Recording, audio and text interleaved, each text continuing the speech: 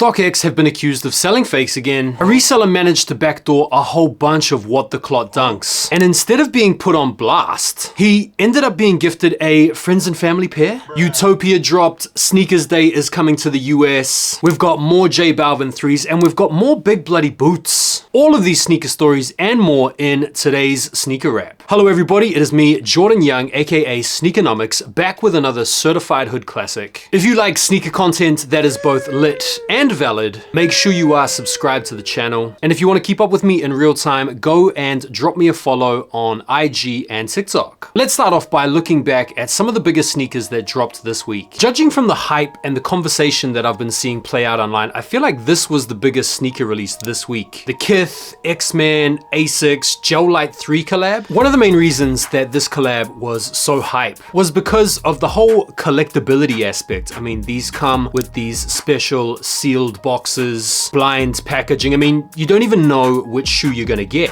And the shoe also encompassed the collaboration with Upper Deck. And the cards themselves even vary in rarity. There's even a chart where you can check just how rare the combination of shoes and card you got was. The collectible nature of this collab and the really clean colorways on the shoes have made this one of the most exciting and interesting releases of the year. So the question is, did you guys manage to come up on a pair? And if you did, let me know. There was also this collaboration between Vans and Jounds that dropped, with the emphasis of the design being less is more. And I'm definitely getting that. I mean, Jound couldn't have done less to this shoe if he'd tried. Pretty underwhelming, but not unexpected collab. To be honest, did you guys pick these up? Let me know. Pretty cool collab here between Ns and Adidas, working on the Adidas torsion. This collab was called the Super Equals. Couple of nice colorways, really nice looking mix of high quality premium materials. Did you guys pick up a pair of these? Let me know. The Nike Dunk Cacao Wow dropped, and a lot of people have been touting this sneaker as the potential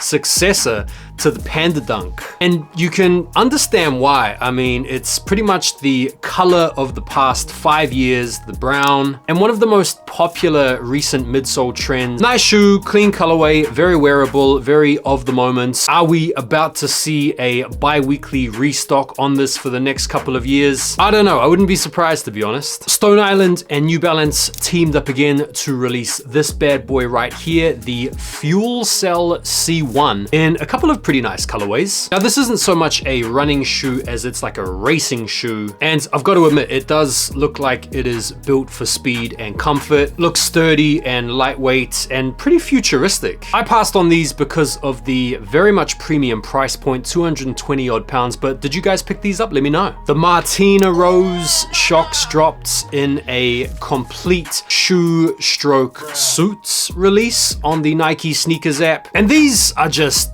shocking in my opinion. Nothing at all appealing to me on a personal level. An absolute L shoe, easy skip, but did you guys cop a pair? Travis Scott dropped some Air Force One lows as part of his merch rollout alongside the recent Utopia album. It looks like he's been taking design cues from either Drake or maybe Jound, to be fair, giving us an all white Air Force One with the Utopia branding on the back. In fact, when I checked these this morning when I was going through curating the stories, I did notice that there were still a few sizes available on the website. Some of the merch is pretty cool, to be fair. Some of the Cores t-shirts were pretty nice. And the album, having listened to a few of the tracks, seems pretty cool, but I'm not really a diehard Travis stan like that. But did you guys cop these? Jordan 1 Low UNC to Chicago released, and these are still sat on the Nike Sneakers app in a full-size run. They could have done so much with this sneaker had they chosen just one of these two colors rather than mashing them together. The combination of these two colors just doesn't work, and I think because it was such a cluttered release week with so many different sneakers, people were probably putting their money elsewhere. Given the price on these is 145 odd pounds or 150 bucks or something like that. The Jordan 3 Palominos dropped, and these are also available in most sizes on the Nike Sneakers app. It really is a kind of meh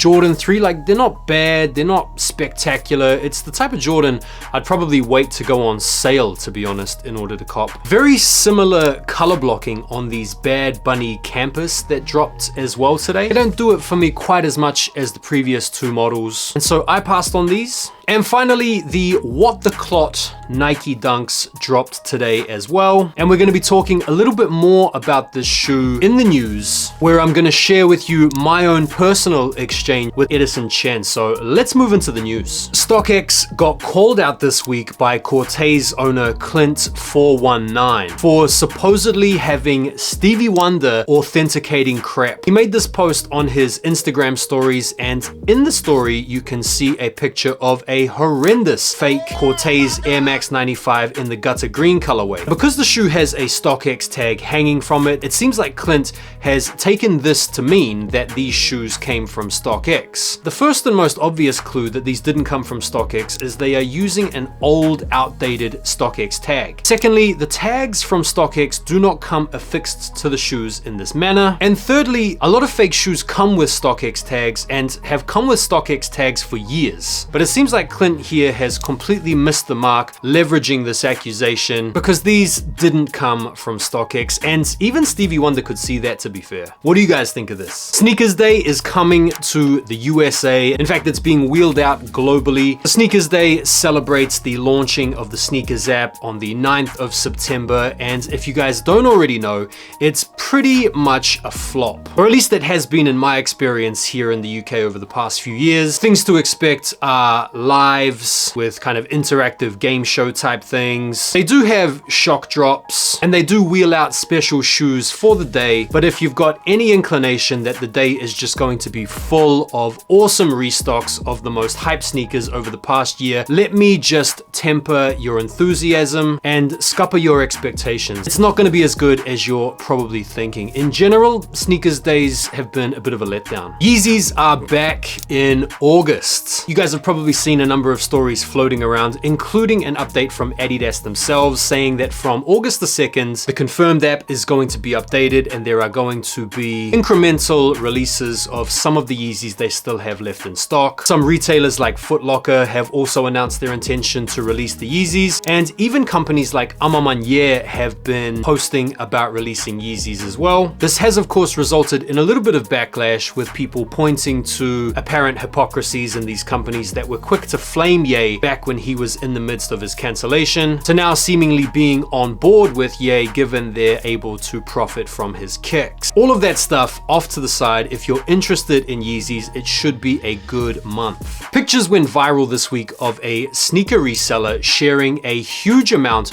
of What the Clot Dunks that he basically backdoored. Edison Chen, the founder of Clot, got in touch with the reseller to basically ask, what the heck, bro? How have you got so many of these pairs? In a post made by the reseller, he made out as if the conversation between him and Edison Chen was chummy, convivial, and Edison Chen was complimentary of his hustle and so enamored by him that he in fact decided to gift him a friends and family pair of What the Clot Dunks. Now, the backlash from this initial story was pretty bad. I made a video about it, lots of other people were commentating on it. It seemed as if this backdooring, which none of us are fans of, was seemingly being rewarded by the founder of Clot. After this backlash, Edison Chen actually piped up online himself, and he even saw fit to reach out to me. In the DM to me, he basically says that he needed to find the sources, he needed to find the leak, and that the gifting of the friends and family pair was transactional. According to the message, he gave me his sources, I returned a favor. And so what seems to have happened here is Chen has just basically hooked this guy up with a pair of friends and family dunks in exchange for him ratting out his plug, or if not ratting out his plug, at least revealing a little bit about his network and maybe some of the inner workings of it. Either way, it's not a great look for all parties involved, but I think it doesn't really matter given that Edison Chen is about to bounce to Adidas. What do you guys think of the story? The black Air Force One energy was out in full force, and it couldn't have manifested in a more appropriate way given the magnitude of this fight that we are about to watch. If you're not into boxing, Terrence Crawford versus Errol Spence is a generational fight, and they showed up to face off wearing black Air Force Ones. It's as exciting a fight as we have seen in a long time, and I can't wait for it. Comment down below who you have your money on. Another interesting story that's been doing the rounds this week that you guys may well have seen has been the are they releasing, are they not releasing, they're releasing, they're cancelled posts relating to the born and raised SBs. Some people have been posting stuff saying the release is cancelled. I spoke to my imaginary connect at Nike, and the latest is that they are indeed releasing. And so I guess the point is be very skeptical and wary of any of these big sneaker pages, including myself, that are giving you release dates information. Right, so let's talk about some first looks and some new looks, some updated looks. I want to start off with this pair right here. These are the CPFM Nike Air Flea 2. And I'm not gonna lie, Balenciaga are probably punching the air right now. Shimano cycling cleats are probably doing the same thing. And part of me likes them. The thing that I like about CPFM is they are not afraid to really push the boat out and test the boundaries. We're always craving something new, something different, something exciting, something provocative. And these definitely do that. I know a lot of people out there are going to be hating on these, and I can understand why, because they are so out of left field. But I think CPFM are probably one of the best collaborators at the moment in terms of pushing boundaries. Let me know what you guys think of these. First looks of the new Lebrons, the Lebron 21. Can we just take a moment to just admire the fact that we have the 21st signature shoe of LeBron James. Phenomenal longevity. The shoe itself looks nice. It seems to be carrying over a little bit of that low top aesthetic, that streamlined, lightweight performance aspect from the LeBron 20. Good looking shoe. Very much looking forward to seeing what he can do in these at the age of 72. No, I'm only joking. He's actually younger than me, to be honest. More J Balvin 3s. This next pair is set to come out summer next year, and it's inspired by his son Rio. The mock-ups are pretty much some kind of inversion of the up-and-coming Medellin inspired colorway, and so nothing yet to report on the exact aesthetic of the shoe, but looks like J Balvin is going to be sticking around for a little bit longer and continuing to throw down his flavor on some of Jordan Brand's most popular retros. The Air Jordan 3 is going to be getting the green glow treatment. We saw some mock-ups of this colorway, and these are supposedly coming out next summer as well. Nice shoe, very clean. We also saw announcements of a new Air Jordan 6, the reverse Oreo, again slated to come out next year in the summer. I've seen some people react negatively to this shoe, saying they wish they just had the 2010 Oreo 6 Retro. To be honest, I'm not mad at these, man. I think they look nice, they look clean, they look simple. I'm kind of the opinion that we don't necessarily need the same shoes every 5, 7, 10 years. Like, we can just let those retros be retros and bring out some new stuff. What do you guys think? More Kobe 6s announced for the summer of 2024. We have these, the Italian camos. Loving the look of these. In terms of new looks, we have been seeing a lot of content and a lot of pictures of the up-and-coming